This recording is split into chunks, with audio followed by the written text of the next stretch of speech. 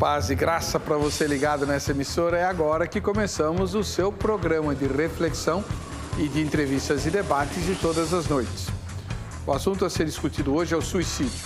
Assunto difícil, complicado para qualquer pessoa, em qualquer época, em qualquer lugar do mundo. Mas nós vamos focar a nossa atenção num dos rincões que se julgava até pouco tempo atrás imune a esse mal, a essa tragédia. Estou falando do grupo de evangélicos. As notícias a respeito de pessoas, líderes evangélicos ou cristãos, membros de igreja, que puseram fim à própria vida ou que tentaram fazê-lo são assustadoras. Por que isso está acontecendo? O que é que há por trás dos cenários onde habitam as pessoas que estão querendo pôr fim à própria vida e às vezes inclusive conseguindo? Quais são as consequências para quem fica, inclusive consequências espirituais? E, obviamente, vamos falar também das implicações teológicas do suicídio. O que a Bíblia ensina a respeito? Existe muita crendice e talvez muita influência extra-cristã a respeito desse assunto. Acredito que vai ser muito útil para todos nós compreendermos o que acontece com aqueles que estão caminhando em direção ao suicídio, compreender como podemos evitar que o mesmo se dê conosco e com aqueles que estão ao nosso redor, porque a ideia de que estamos imunes não é uma ideia estatisticamente boa, e compreender como podemos ajudar os familiares de quem já cometeu suicídio e que se desencantaram com a fé, se desencantaram com Deus. É preciso enfrentar a questão de frente, não fazer de conta que ela não existe. E o Vejam Só vai fazê-lo agora, que você é nosso convidado e nossa convidada. Está no ar o Vejam Só.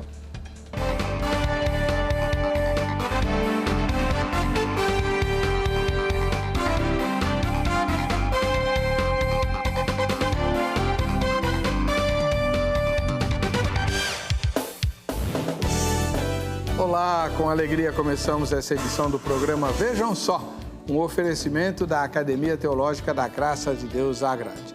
Evidentemente que o assunto de hoje não inspira alegria. Vamos falar de suicídio, mas vamos tentar fazê-lo da maneira mais objetiva, cristã, bíblica e positiva possível.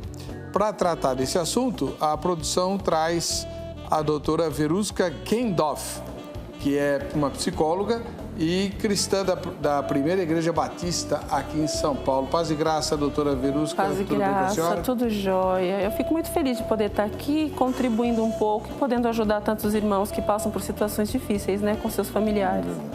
A senhora tem consultório aonde? Aqui no bairro do Bom Retiro, em São Paulo. E grande parte das pessoas que me procuram, muitas vezes é por conta da depressão, né? Da questão do suicídio. Então, eu creio que temos muito a conversar hoje. Tá bom. A igreja que a senhora frequenta é essa igreja que fica ali no bairro da Luz? Isso, na Praça Princesa Isabel? Isabel, exatamente. Pastor Paulo, até um abraço para ele. O bairro é Luz, a praça é Princesa Isabel, mas a estátua é do Marechal Deodoro. Não dá para entender. Não dá para entender. Ah, bagunça ali, o samba do crioulo. Mas tá bom. Obrigado pela presença. Eu que agradeço, pastor. Do outro lado, vem ao programa o pastor Luiz Carlos Oliveira, que é ministro da Igreja Assembleia de Deus, Ministério em Diadema. Tudo bem, pastor? Paz e graça. Paz e graça, é um prazer, uma alegria retornar novamente, né? Estivemos aqui há uns 15 dias atrás, tratando de um outro tema, também relacionado aos cristãos, e hoje nós vamos falar sobre o suicídio. Muito feliz também conhecer a doutora. É um tema mais do que urgente, mais do que necessário, né? Porque o suicídio deixou de ser uma realidade presente apenas no mundo não cristão, ou entre aqueles que ainda não conhecem ao Senhor Jesus, mas tornou-se uma realidade muito forte entre os cristãos. E a igreja precisa de tratar dessa questão, né? O suicídio está entre um dos tabus, que a igreja não gosta muito de falar, mas é mais do que necessário. Eu quero parabenizar o senhor, a Angélica, a produção do programa, por trazer este assunto que eu acredito que vai ajudar, auxiliar a vida de muitas pessoas e livrar alguns, né, do suicídio. A igreja que o senhor pastoreia fica onde? Fica em Diadema. Nós estamos ali no bairro do Jardim Campanário. Né? Endereço? Nós estamos na rua Turiaçu, número 32, né? Esquina com a rua Paraupeba, que é uma das ruas mais conhecidas do bairro.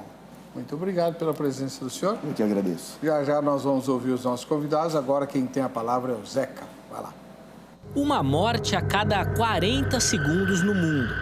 Esse número, apresentado em 2012 pela Organização Mundial da Saúde, a OMS, é o saldo que o suicídio deixa todos os minutos ao redor do mundo.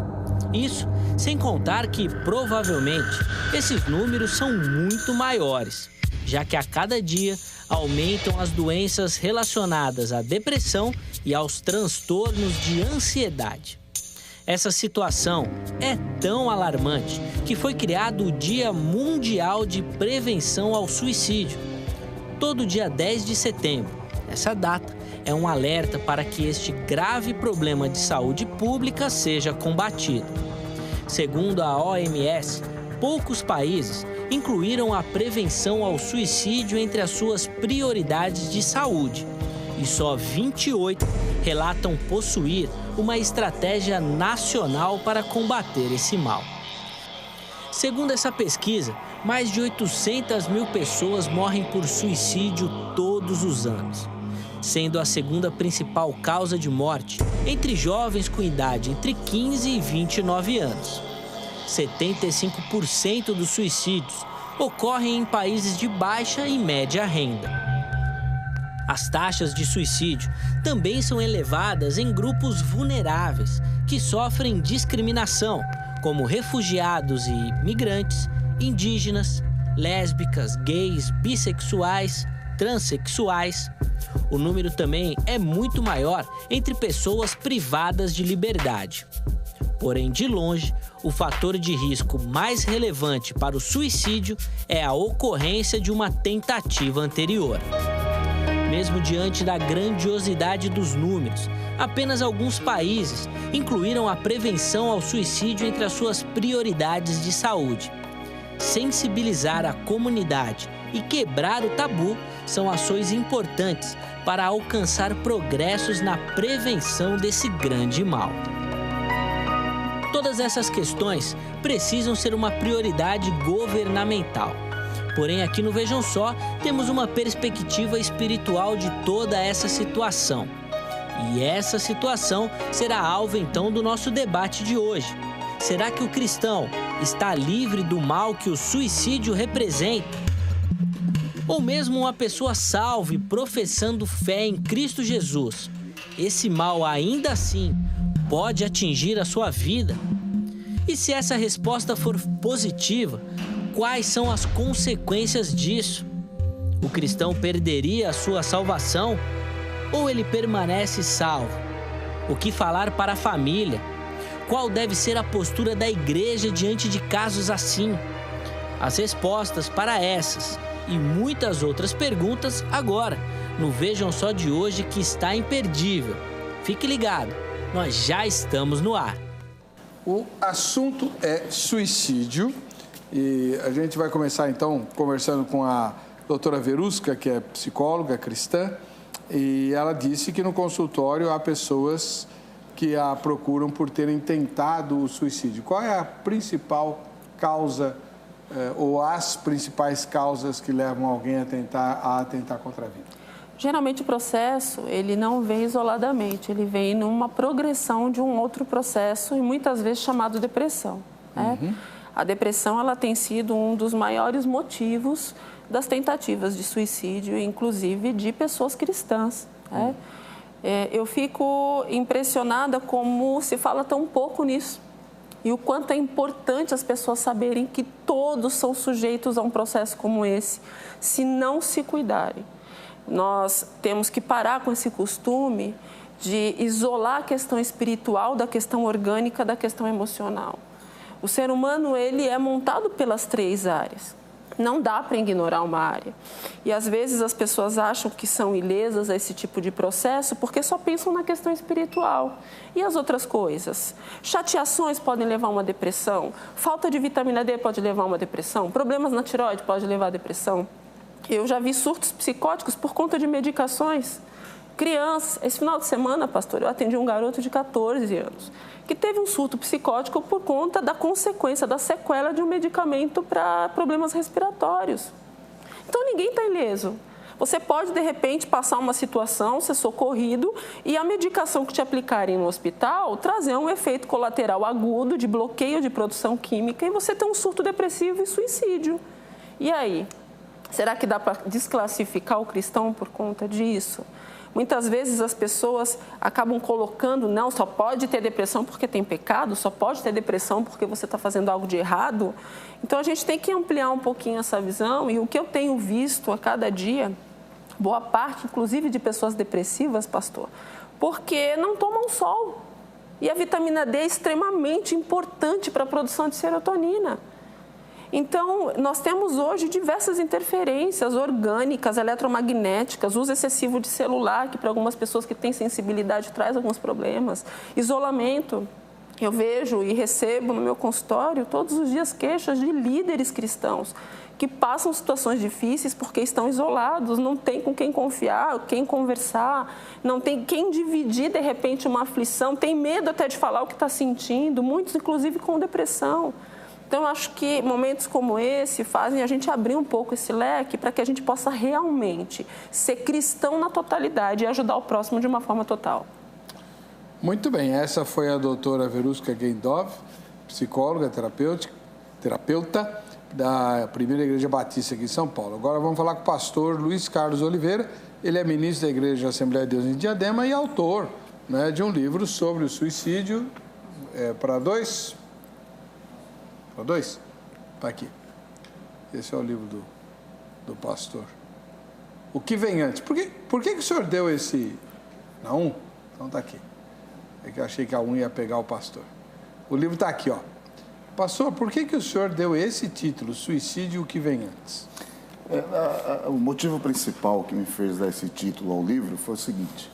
Muitas pessoas pensam que é apenas a depressão que pode levar alguém a cometer o suicídio.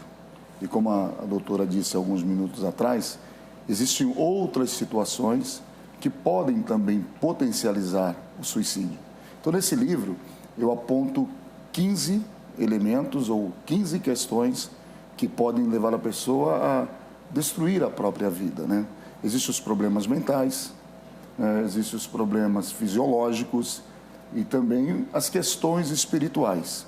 Agora, o cuidado que nós precisamos de ter é para não atribuir sempre, como durante muitos anos os cristãos vêm fazendo isso, a questão do suicídio a problemas espirituais. Porque nem todas as pessoas que se suicidam é por razões espirituais, existem outras razões por detrás disso. Então, por isso que o livro ele se chama O que Vem Antes. E, logicamente, também que a proposta trazer uma palavra de advertência, né, de prevenção em relação a isso. Ontem eu estava dando uma palestra na Assembleia de Deus do Ministério do Belém e eu estava enfatizando exatamente isso, sobre a necessidade que existe de que as pessoas que estão ao redor, daquelas pessoas que têm uma inclinação ao suicídio, que elas comecem a observar alguns comportamentos, né, uma mudança repentina nos relacionamentos, tudo isso é muito importante, né? Então, o que vem antes são exatamente as situações que podem gerar o suicídio. Muito bem. Nós temos uma pesquisa, não está diretamente relacionada ao assunto, mas tem a ver. Está publicada no Facebook, facebook.com/programa Vejam Só, e a enquete é a seguinte, vamos lá. Você já teve depressão profunda? Não é depressão comum, né? É depressão profunda. Sim ou não?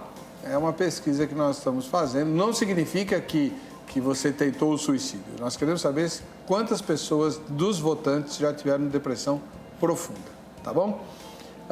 Você ouviu falar e vai ouvir falar muito aqui no programa sobre a Bíblia, sobre as questões teológicas e espirituais. Então, por que você não anota o telefone da Academia Teológica da Graça de Deus, a AGRADE, E amanhã, no horário comercial, você liga para a grade e se informa sobre os endereços onde você pode estudar a Bíblia com outras pessoas de outras igrejas. Tá? 3115-0819 em São Paulo. 0 operadora 11 3115-0819.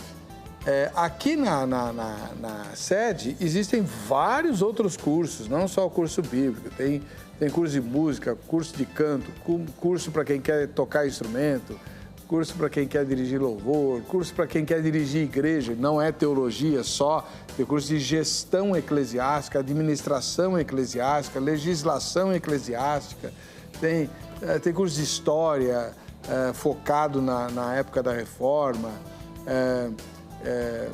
tem o curso de oratória, né, para quem é tímido e precisa falar em público. Enfim, tem um monte de cursos muito legais na grade, é só você ligar e se informar, tá bom? 0 operadora 11 3115 0819.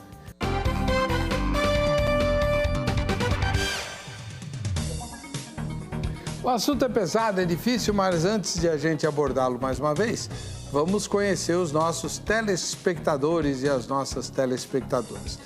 Faça o seu vídeo. Você não precisa fazer foto, pode fazer um videozinho aí. Inclusive, você aproveita para dar o recado, dizer o que você gostaria que mudasse no Vejam Só, qual o tema que você queria que fosse abordado, né? Mandar um recado para alguém, um videozinho. As instruções para o vídeo estão no facebook.com/programa Vejam Só, que é onde você vai postar, inclusive, tá bom? Ou, se você quiser, faz a foto, né? Aí, no caso da foto, você tem que informar quem é que aparece na foto, a cidade e o estado onde você mora. Todo mundo que fizer isso vai concorrer ao sorteio para até 5 pessoas, uma diária de fim de semana para até 5 pessoas na pousada Praia da Fortaleza, em Ubatuba, litoral norte de São Paulo. Lindo lugar. Ubatuba é uma cidade maravilhosa. E a pousada fica a 80 metros da praia, né? Muito pertinho. E você está vendo as imagens do lugar. Que, aliás, dá desconto para pastor, viu? Se quiser passar o fim de semana lá com a pastora, é só ligar e reservar, tá bom? Aliás, o povo da igreja podia dar de presente para o pastor, né? Vamos ver as fotos? Na capital da Bahia, Salvador, nós temos a Carla e a mãe Joyce, né? Olha que legal. Não dá para saber quem é mãe e filha lá, né? Muito jóia. Deus abençoe vocês. Um ósculo santo, Carla e Joyce. Em Campo Grande, Mato Grosso do Sul, o Hugo e a Esser. Olha que foto bacana. Casalzinho. Uau, apaixonado. Tá certo. Só tem um neguinho feio ali atrás, né? Atrapalhando o romance do casal. Vamos para Minas Gerais. Em Contagem, nós temos o Neilton, esse simpático rapaz aí assistindo ao programa. Deus te abençoe, Neilton. Um grande abraço para você, ao povo de Minas, sobretudo o povo de Contagem. Continuamos em Minas Gerais, em Araguani, nós temos o pastor Antônio. E quem fotografou o pastor Antônio? Tá sério? Ô, pastor, o senhor é militar? Está em posição de sentido? Olha lá. Deve ser mesmo, né? E quem bateu a foto dele foi a irmã, a pastora Ilza, tá? Que um dia a gente vai ver aqui também. Um ósculo santo para vocês aí de Araguani. E para a igreja do pastor Antônio e da pastora Ilza. E a capital do Rio de Janeiro, a cidade maravilhosa, o Sanderson Vitor. É o nosso telespectador lá. Deus abençoe, Sanderson. Muito obrigado pela sua audiência. Boa sorte no dia do sorteio. Vamos lá. Doutora Verusca, segundo o que a gente viu aí na matéria que o Zeca apresentou, o suicídio é a segunda causa de morte entre pessoas que estão na faixa dos 15 aos 29 anos. Isso me assustou. Por quê? para você atentar contra a vida, você tem que estar desencantado com ela. Então, já tem que ter vivido um bocado de coisa, cruzado com um monte de corintiano e tal. Aí você se desencanta mesmo. Tá. Mas com 15 anos de idade, não tem tempo para se desencantar com nada. Como que pode ser a segunda causa? Isso aí não está errado, não? Pastor, você ficaria espantado se eu dissesse que já existe uma estatística infantil? Como assim infantil? Crianças que tiram suas vidas. Mas como é que a criança faz isso? Às vezes a gente vê uma reportagem que fala que uma criança caiu de um local, caiu de algum lugar e muitas vezes ela se jogou de lá. Mas é porque ela queria voar igual o super-homem? Muitas vezes viveu conflitos muito pesados dentro de casa, famílias desestruturadas, muitas vezes vítimas de famílias com alcoolismo, uso de drogas. Tem muitas coisas que envolvem isso. Às vezes eu costumo dizer que tem crianças que já no ventre da própria mãe, a partir do momento que é concebido memória para essa criança, porque quando uma criança nasce, ela nasce com 7, 8, 9 meses, ela já tem um período de memória. Ela não tem um dia de vida, ela tem aí 9 meses de gestação e às vezes 5, 6 meses de memória. E uma memória auditiva que registrou gritos, uma memória sinestésica que registrou muitas vezes violência com essa mãe. Então essa criança ela já nasce com uma certa perturbação emocional, com uma certa falha na produção química por conta disso.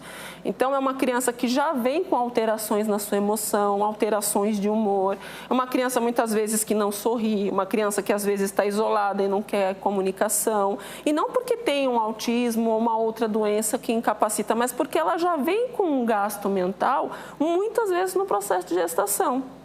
Aí você vai para uma adolescência que você tem alterações hormonais, você tem pressões sociais, você tem regras para cumprir, um limite de frustração mínimo.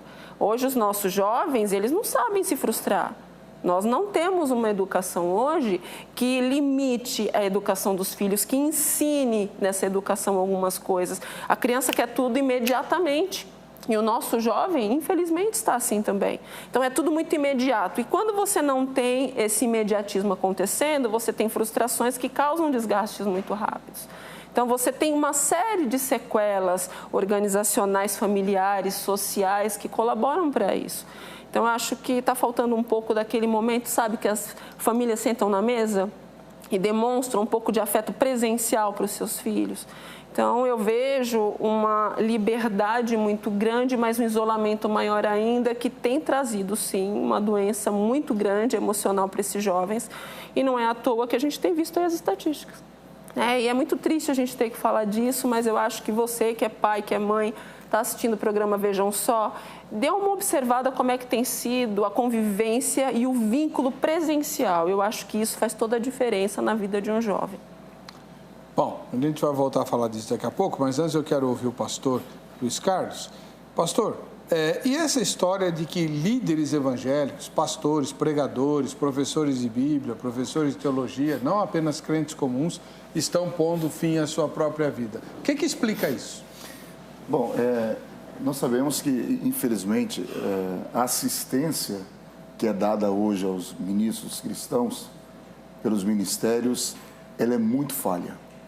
Eu já estou pastoreando há 27 anos e nesses 27 anos de caminhada ministerial já é possível fazer uma leitura muito clara acerca das pressões que nós sofremos. E o que acontece? As pressões estão presentes, a cobrança por parte da igreja, cobrança por parte do próprio ministério, as cobranças familiares, né? E quando o obreiro ele se vê nesta situação, necessariamente ele precisa de um apoio, ele precisa de uma orientação, de alguém que se coloque ao lado dele para ajudá-lo a resolver esses problemas. Infelizmente, dentro da cultura eclesiástica brasileira, nós não temos isso. Então, às vezes, o pastor ele está sobrecarregado, com inúmeros problemas para serem resolvidos, e ele não tem a quem recorrer.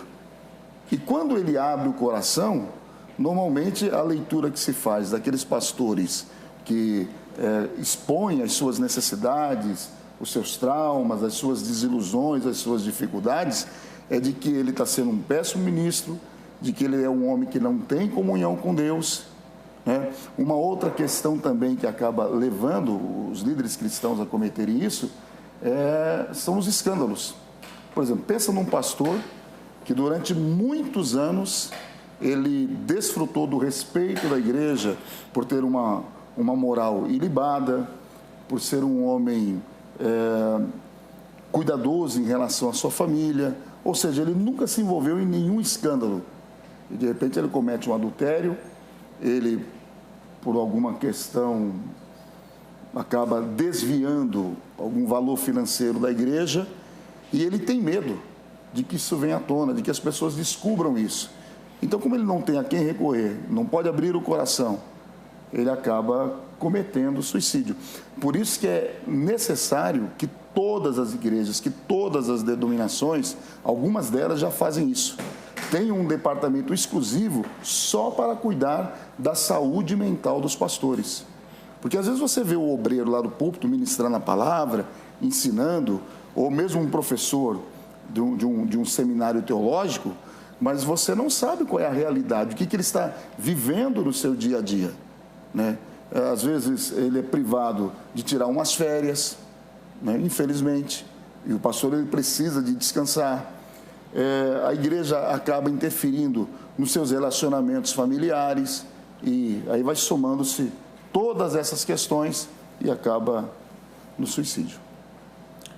Mas esses problemas todos, tanto os que a doutora Verusca levantou quanto o senhor, são graves, ninguém nega, mas para a pessoa chegar ao ponto de atentar contra a própria vida... Pastor, quando você tem uma carência química muito forte, pensando aqui nos fatores emocionais, nos fatores orgânicos, até para quem está em casa entender, você tem um processamento mental chamado bloqueio emocional. Você não consegue ter reflexão. Você não consegue entender ali o que está acontecendo. Você sente uma angústia tão forte, tão desesperadora, que você quer aliviar aquele tipo de sofrimento. Então, não se tem uma reflexão, se tem uma ação que muitas vezes até foi planejada, mas de uma forma tão impulsiva que a pessoa queria arrancar de dentro dela essa angústia horrível que ela sente. Então, o cérebro, ele sofre de um bloqueio e ele não consegue ver nada, ele não consegue avaliar, ele não tem condições mentais para avaliar alguma situação. Então, tudo isso tem que ser muito avaliado, né? O que tem acontecido, como é que eu vou buscar ajuda, mas o desespero, a pressão e tudo que a pessoa está sentindo é tão forte que ela não tem condições de avaliar. Imagino que há uma pessoa que necessita de ter uma produção química dentro do seu cérebro para você sobreviver, para você pensar, para você dormir, para você viver. E o seu cérebro está produzindo uma quantidade inferior, independente do motivo, emocional, orgânico, enfim, independente do motivo. E o seu corpo está pedindo mais química e seu cérebro não consegue suprir isso. A dor é tão forte, pastor, que a pessoa ela começa a sentir aperto muscular. Ela sente uma dor, um aperto no pulmão, o corpo começa a somatizar inteiro. Tem pessoas que desenvolvem fibromialgia da ponta do pé à ponta do cabelo, porque só de você tocar a pessoa está toda inflamada, de tão forte que é. Tem um descompasso entre essa produção e a necessidade corpórea. Sem falar da falta, muitas vezes, de alimentação adequada. Infelizmente, nós sabemos aqui que os líderes correm muito, sabemos que tem uma quantidade de pressões que foi citada, então não se alimenta direito, não tem muitas vezes uma nutricionista.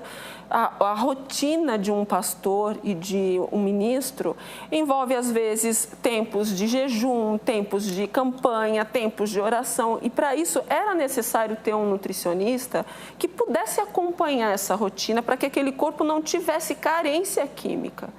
E por aí várias coisas, vários detalhes, pastor. Uma outra questão, por exemplo, o ativismo religioso hoje, ele é muito forte. Sim. E as cobranças que os pastores sofrem está aquém da capacidade que eles possam suportar, né? Então, trabalho. Quando Paulo ele escreve a Timóteo, Paulo diz, entre outras coisas, Timóteo, tem cuidado de ti mesmo. Ou seja, para que você possa ser um obreiro eficiente, para que você possa ter saúde mental, saúde física, saúde espiritual, você precisa de ter alguns cuidados pessoais. E, infelizmente, devido a esse ativismo religioso exagerado, os pastores eles não têm encontrado tempo para isso, né? Principalmente dentro das grandes denominações, há uma cobrança excessiva por números. E quando o pastor, ele tem um colega do templo X, que consegue números em pessoas, arrecadações, e ele não. Ele começa a ficar abaixo da média. Ele começa a cobrar a si mesmo, o ministério começa a pressioná-lo, né? E com isso ele vê o suicídio como a porta de escape para, como a doutora disse alguns minutos atrás, para eliminar toda essa dor, toda essa cobrança, né? A pior cobrança é a que ele faz com ele. Sim. Não é nem só a cobrança externa, pastor Heber. É a cobrança que ele faz, porque ele quer atingir expectativas com aqueles membros. Ele não quer perder membros. Ele tem expectativas a cumprir. E os membros hoje exigem muito também. Pedem muito. Às vezes você acaba de ter um culto incrivelmente abençoado, mas tem irmãos que querem a oração final do pastor depois que saiu do púlpito. Então, a exigência o tempo todo, aquilo que não dá certo, parece que o pastor é responsável. Tem pessoas que querem, inclusive, jogar a responsabilidade de suas escolhas na mão dos pastores. Sendo que a escolha é individual, gente. Sim. A escolha é individual, é uma responsabilidade em cada escolha que se tem. Então, essa expectativa do membro que muitas vezes cobra, a expectativa desse pastor que quer suprir aquelas expectativas. E o ser humano, ele é insatisfeito pela natureza. Mas sabe o que não encaixa nessa história toda? O que não encaixa é o seguinte, se a gente tirasse a palavra pastor de toda essa discussão e colocasse executivo de empresa, caberia perfeitamente, porque eles são cobrados, aliás, muito mais do que o pastor, eles têm que dar resultado, senão o conselho administrativo dispensa o executivo e tal. Pois bem. Mas nós estamos falando de gente que faz a obra de Deus, faz a obra. Ô, pastor, ela é psicóloga, mas o senhor é pastor. Sim. Ela fala de química, eu falo de Espírito Santo. O Espírito Santo está lá na vida do pastor, cuidando. Mas não o está pastor... isolado, pastor. Só espera um pouquinho. O pastor do pastor é o pastor do Salmo 23, que leva a ovelha para águas tranquilas e lhe refrigera a alma. Onde é que está isso aí? Não, existe, sem dúvida alguma, a presença do Espírito Santo. Só que o que acontece? Nós não podemos nos esquecermos que não é pelo fato de nós sermos pastores, de nós termos a presença do Espírito Santo em nós, que nós não tenhamos que ter alguns cuidados pessoais. Por exemplo, o problema não é o que o pastor faz, é o que ele não está fazendo. Exato. Por exemplo, o perfeccionismo. Por exemplo, eu sou pastor. Para que eu possa escapar dessas questões relacionadas à depressão ou ao suicídio, eu preciso de entender que eu não sou perfeito. Eu tenho as minhas limitações. Eu sei até onde é que eu posso chegar. Eu preciso compreender as minhas fraquezas. Só que muitas vezes o ambiente eclesiástico não dá ao pastor essa oportunidade dele se expor, né? Não dá a ele essa oportunidade de reconhecer as suas próprias limitações. Então, aquela cobrança exagerada, né, e fica pior ainda quando ele se deixa levar. Não entendi bem. O que a senhora ia falar? É porque é interessante, né? O ângulo que a gente enxerga cada uma dessas coisas. A senhora é crente, não esquece. Hein? Sim, mas é por isso mesmo, pastor. Exatamente por ser cristã, você consegue visualizar as 3 áreas da nossa vida como uma totalidade. Mas o Espírito Santo está lá. É verdade, ele está lá, mas a escolha, ela é uma escolha individual. Você sabe que chove para bons e maus, mas você vai ter que ter uma racionalidade nas suas ações. Mas você sofre influências, você sofre cobranças sociais, você sofre uma série de ações. Agora, é lógico que ninguém está ileso disso. Quando você compara um executivo com um pastor, você está comparando uma organização privada de uma organização ministerial. Mas você imagina que levar aquelas pessoas à salvação é uma pressão muito maior do que você ter um certo lucro financeiro para uma empresa. Você está falando de vidas, você está falando de expectativas dessas vidas, está falando dessas famílias, você está falando dos filhos, você está falando... Agora a senhora chegou onde eu queria. E, na minha forma de ver, esses desafios, esses aspectos de que precisar resolver os grandes dilemas, as tragédias, morre uma criança de uma família da igreja. Bom, todo mundo vai chorar, é lógico, mas é evidente que os pais e a própria igreja querem saber uma resposta. Como é que Deus permitiu um troço desse? Né? Eu visitei uma família certa vez, aliás, de uma igreja batista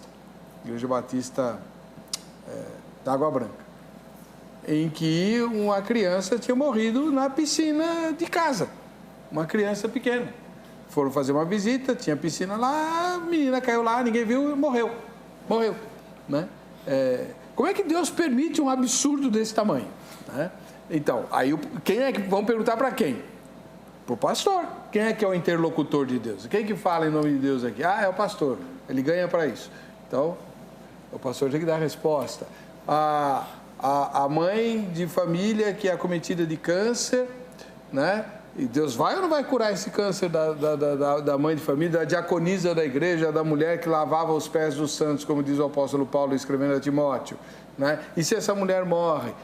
O pastor tem que dar a resposta. Por que Deus permitiu isso? É aí que a gente se estressa. Mas a questão, o que as pessoas precisam de entender é que os pastores, eles não têm as respostas para todas as perguntas. Agora, a culpa não é apenas dos membros da igreja. Eu falo isso como pastor. Há muitos pastores que eles se posicionam diante da igreja como se eles fossem um todo-poderoso. Eles tivessem sempre uma resposta, eles tivessem sempre a solução para todos os problemas. Por exemplo, quantos casais que eu já aconselhei, orientei, de acordo com os princípios estabelecidos pela palavra do Senhor, e o casamento, infelizmente, faliu. E o que eu deixo claro para todas as pessoas é o seguinte: o seu casamento faliu não é porque os conselhos que eu lhe dei não foram os corretos, mas porque você não colocou em prática os princípios estabelecidos pela palavra do Senhor. Então, o que os pastores precisam deixar bem claro para a igreja é que eles não são deuses, que eles não têm todas as respostas, que eles também têm os seus problemas, eles também têm os seus dilemas, eles têm as suas crises, porque um pastor, se ele quiser escapar do suicídio, ele também precisa aprender a lidar com as suas crises. Existem alguns momentos na carreira pastoral onde você entra em parafuso. Por exemplo, Elias. Elias não foi um grande profeta do Senhor? Elias fez coisas extraordinárias, mas chegou um momento na vida, no ministério de Elias, que ele pediu a Deus a morte. Moisés não foi o grande líder que tirou quase 3 milhões de pessoas do Egito em direção à terra de Canaã? Moisés também questionou a Deus e ele pediu a morte. Agora, o que acontece? Eu diria que até a formação teológica que nós recebemos, ela é falha nesse ponto. Dentro dos seminários deveria se ensinar os pastores a como lidar com as suas crises, a como lidar com os seus problemas. Todos os líderes, né, deveriam ter um processo, um suporte emocional para lidar com pessoas. Lidar com pessoas exige uma série de coisas. Você falou dessa questão da criança, as pessoas também têm um costume, pastor Heber, de transferir para o outro suas responsabilidades. Cadê os responsáveis dessa criança? Onde é que eles estavam quando ela escapou sozinha e foi para essa piscina? Então, mas aí é que você tem que... Bom, cadê o anjo do Senhor que não guardou? Transferência de responsabilidades, pastor. No próximo bloco a gente vai tratar também das implicações teológicas e espirituais. Quem comete suicídio vai para o inferno? Muito bem, esse é o programa Vejam Só, hoje discutindo o que existe por trás do suicídio. Recentemente, o povo evangélico brasileiro foi chacoalhado aí por suicídios de pastores, né, um atrás do outro e tal, e chamou a atenção. Essa é uma questão que tem chamado a atenção das autoridades, o suicídio de forma geral, né, e os crentes se achavam imunes a isso, porque eram crentes. E hoje a gente sabe que não é bem assim, né? Então, deixa eu começar aqui com o pastor. Pastor, o pastor Luiz Carlos Oliveira é ministro da Igreja Assembleia de Deus Ministério de Diadema, comete suicídio vai para o inferno? Olha, pastor, dizer que alguém alguém vai para o inferno em razão de ter cometido suicídio, há um certo exagero nisso. Toda generalização é perigosa. Primeiro, eu entendo da seguinte forma, que Deus sabe quais foram os motivos que levou alguém a suicidar-se. Eu acredito que Deus ele sabe diferenciar um problema emocional, um problema psicoemocional de uma atitude egoísta. Uma outra coisa também que é preciso ser levada em consideração é que é impossível saber o que foi que aconteceu, quais foram as tratativas entre aquela pessoa e Deus nos momentos finais da sua vida. Então, afirmar categoricamente que todo suicida não tem salvação é muito perigoso, né? Nós percebemos que, infelizmente, entre nós os cristãos, entre outras religiões, elas são categóricas em afirmar isso. Se alguém se suicidar, não vai para o céu. Mas alguém saberia precisar, alguém saberia dizer como foram os minutos finais daquela pessoa em relação a Deus. É claro que se nós formos fazer uma análise teológica do assunto, nós temos alguns textos bíblicos, por exemplo, o Êxodo, capítulo de número 20, né? Lá está dizendo, no versículo de número 13, não matarás, e suicídio é matar a si mesmo, né? Inclusive a palavra suicídio, que vem do latim, sui, quer dizer, a si mesmo, né? Ou seja, é uma violência contra a sua própria pessoa. Agora, uma outra coisa que nós precisamos entender é que também não há nenhum texto bíblico que diga assim, os suicidas não herdarão o reino dos céus. Existe uma forçação de Apocalipse 22 e 15, que muita gente gosta de citar. Mas se nós lemos Apocalipse 22 e 15, lá não aparece a palavra suicida. Aparece o quê? Homicida. Tá. Mas suicida não. E quem destruir o santuário do Espírito Santo? Deus sim, vai destruir? Aí é 1 Coríntios. Então, 1 Coríntios fala sobre isso. Né? Deus o destruirá. Deus o destruirá. Agora, nós temos a misericórdia também. Nós temos a misericórdia de Deus. Né? Muitas pessoas, por exemplo, tentam citar o caso de Saul, Sansão, Aitofel, né? E outros personagens bíblicos que se suicidaram, e em cima desses personagens bíblicos criaram uma teologia, uma doutrina, afirmando que os suicidas não entrarão no reino dos céus. Não estou dizendo que eles irão entrar, né? Porque se eu, como pastor, disser o seguinte, não, como, por exemplo, os reformados, eles gostam muito de defender essa ideia, né?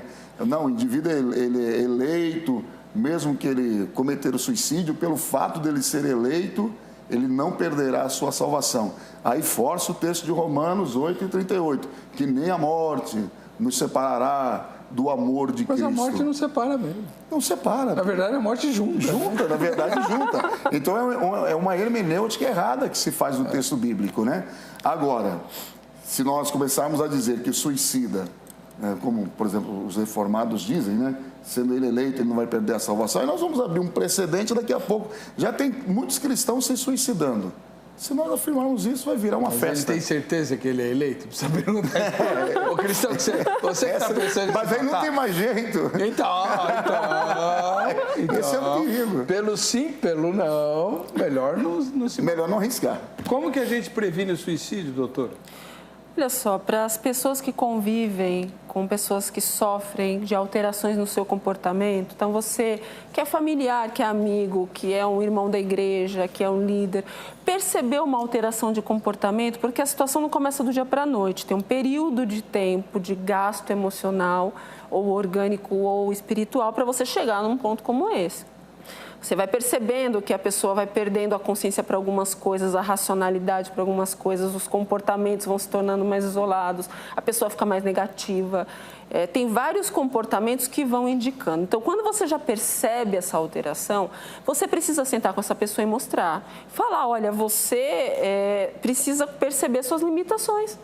Você está apresentando perdas. O que vai precisar acontecer para você perceber isso? Então, às vezes, as pessoas que estão em torno de quem passa por um momento difícil precisam atuar por falta de condições mentais ou emocionais de quem está passando pela situação. A gente não pode deixar a situação acontecer. Os sinais, eles vão sendo colocados todos os dias, pastor Heber. Então, as pessoas precisam ficar um pouco mais atentas, aprender um pouco a olhar nos olhos das pessoas que convivem com você. Saber amar as pessoas de verdade, observar as pessoas de verdade. Então, a melhor forma de você prevenir o suicídio é exercer o amor sobre essa pessoa, é observar essa pessoa, é conviver, é valorizar os vínculos que você tem com essa pessoa. E se ela não tem condições de decidir por uma ajuda, você que convive com ela tem que fazer algo. Tem que levar para um profissional, tem que buscar uma orientação, vá você, busque uma orientação técnica, porque muitas coisas podem acontecer através da sua ajuda. Não adianta ficar de braços cruzados. Quando vocês falam na questão da salvação, eu fico imaginando dois momentos. Primeiro, qual era o nível de consciência dessa pessoa? Qual era o nível de reflexão dessa pessoa? Que condições emocionais essa pessoa tinha para tomar uma decisão? E a segunda parte dessa pergunta é: que condição eu tenho de dizer se a pessoa foi para o céu ou para o inferno? Eu não posso julgar.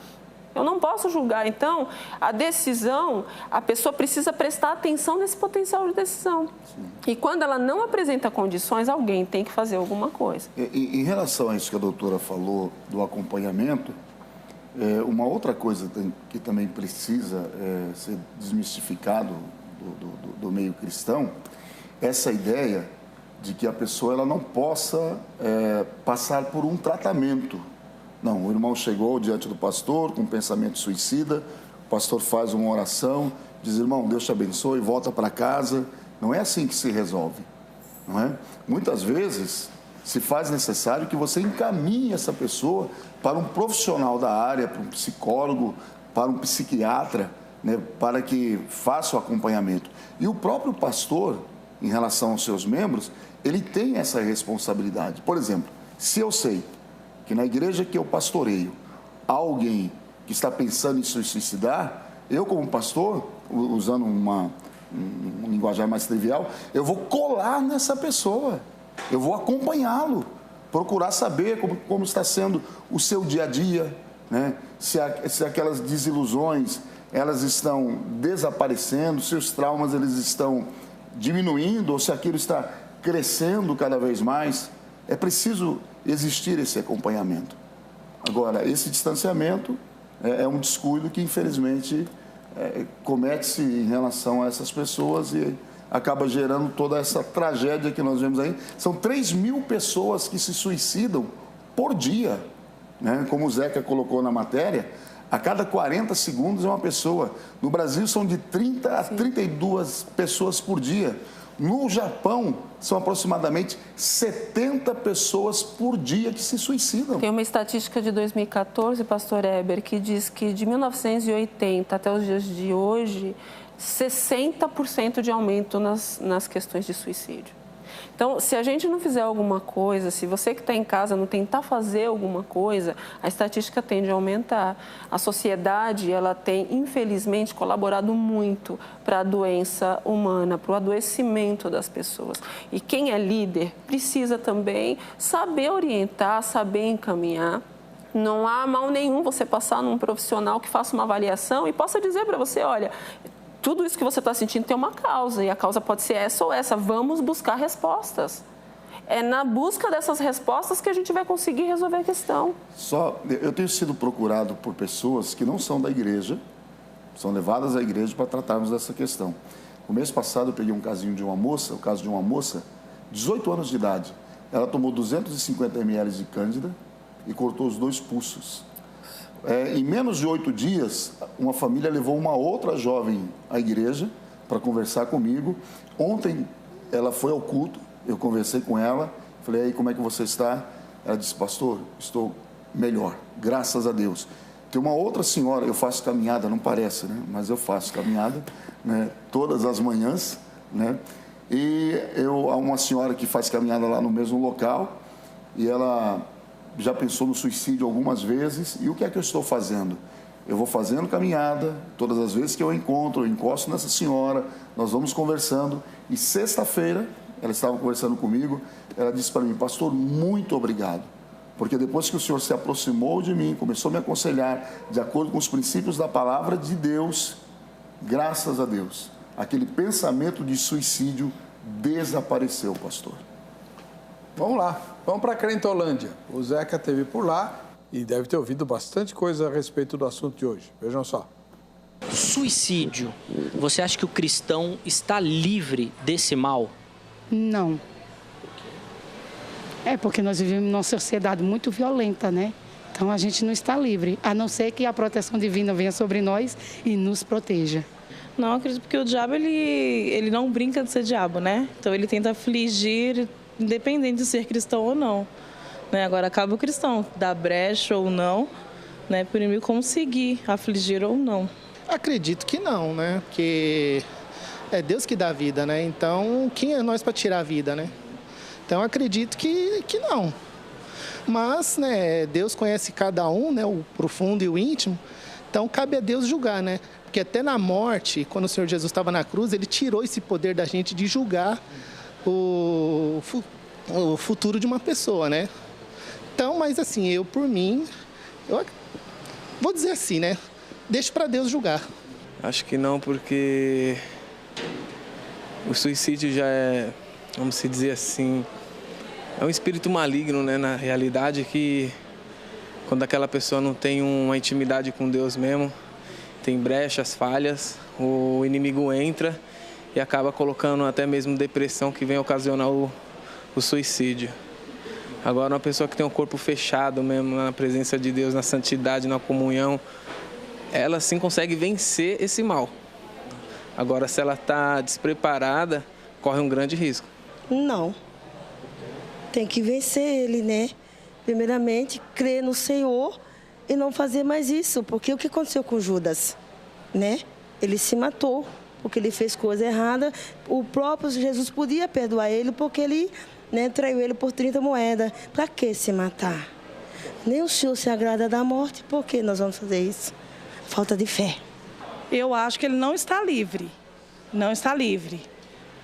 Mas se ele estiver firme com Deus, eu creio que Deus vai segurar ele e ele não vai cometer. Não, em nenhum momento. Eu acho, assim, eu sou muito novo na fé. E o que eu tenho percebido quanto mais eu busco a Cristo e conhecer realmente o objetivo da cruz de Cristo na minha vida,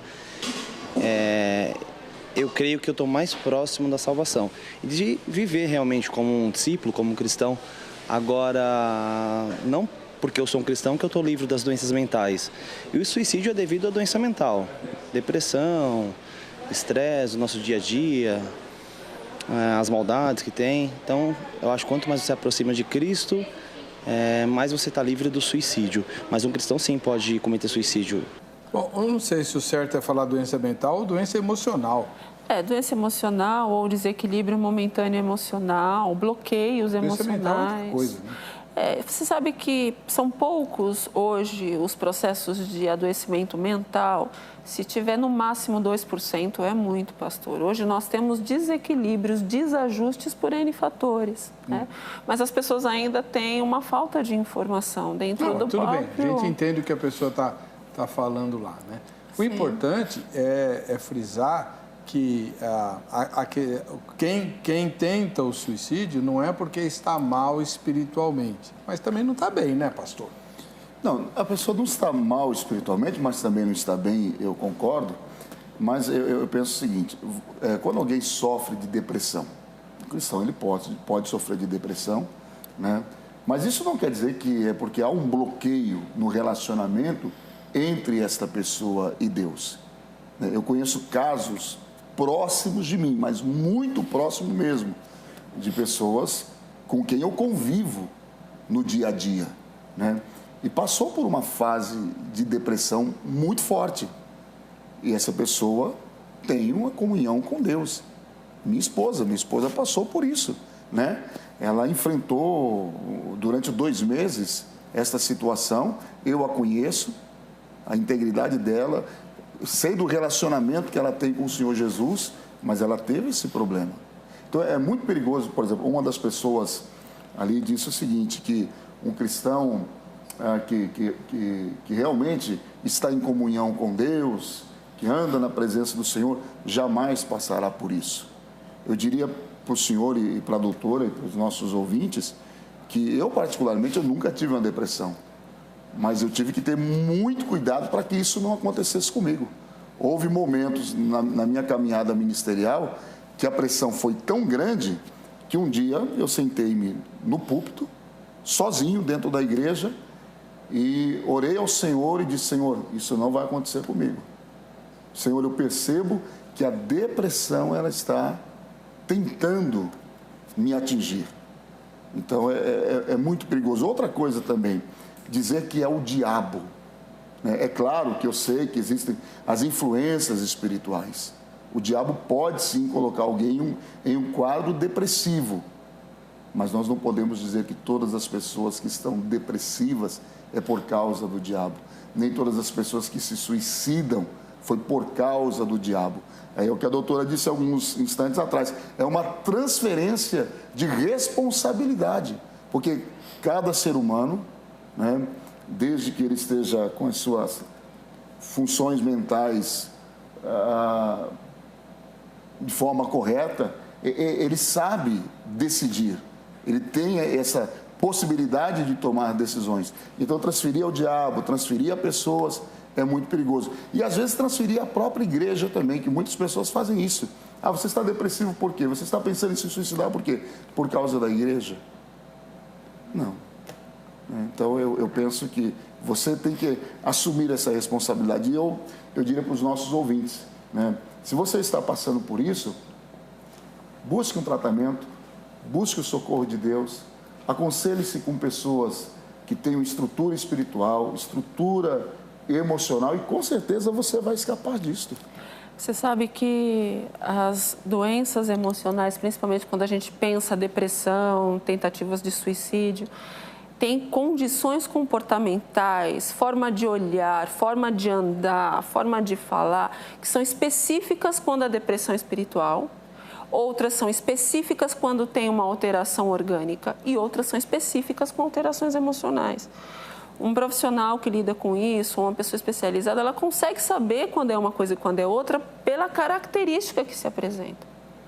Quando você está falando de uma pessoa que está muito debilitada, ela não consegue orar, mas ela quer que alguém ore por ela. Ela se fortalece, ela tenta buscar Deus. Essa pessoa não está com um processo espiritual. Ela tem algo orgânico, ela não tem força para conseguir resolver, mas ela está tentando pedir que alguém ore por ela, ou ela está tentando que alguém faça junto com ela alguma coisa nesse sentido espiritual. Uma pessoa que tem uma perturbação espiritual, seja ela opressão, possessões demoníacas, enfim, ela tem alterações no olhar, ela não quer que ore por ela culpa Deus, ela culpa todo o ministério, ela culpa a igreja, é diferente a configuração. Então, são características, falei algumas, mas tem diversas características que diferenciam. São pessoas nessas condições que a doutora citou, elas não buscam ajuda. Não. Elas buscam o isolamento. Bom, sim. Né? Infelizmente, nosso tempo acabou. Se você quiser, pode entrar em contato, tanto com a doutora Verusca Kendorf, da Primeira Igreja Batista de São Paulo, que é psicólogo, quanto com o pastor Luiz Carlos Oliveira, que é ministro da Igreja Assembleia de Deus em Diadema. O contato deles está publicado no Facebook, facebook.com/programa Vejam Só. Vamos ver o resultado da enquete? Você já teve depressão profunda? 78% disseram que não. Graças a Deus, 495 pessoas votaram até esse momento. A gente volta a se encontrar, se Deus quiser, no próximo Vejam Só. Até lá.